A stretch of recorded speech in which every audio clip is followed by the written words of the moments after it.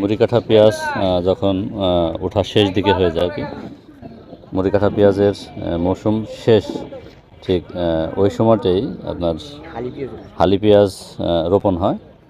এই যে এগুলো হচ্ছে হালি পেঁয়াজের চারা। এই চারাগুলো রোপণ হবে। আমাদের দেশে মুড়িকাঠা পেঁয়াজ সংরক্ষণের তেমন কোনো ভালো পদ্ধতি নাই, কিন্তু হালি পেঁয়াজটা দীর্ঘদিন থাকে। হালি পেঁয়াজ ভালো থাকে দীর্ঘদিন। আমাদের দেশের গৃহস্থ যারা রয়েছেন বা ব্যবসায়ী যারা আছে, হালি পেঁয়াজটাই মূলত সংরক্ষণ করে থাকে এবং এটা প্রায় 1 বছর, টানা একটা বছর ভালো থাকে। হাজার কত করে বিক্রি করেন?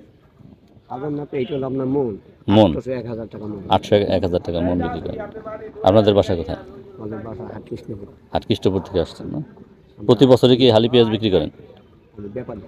ও, আপনি কিনবেন না? আমি কিনে বেশি কিনবেন। আজকের বাজার দর কত? 800-1000 টাকা।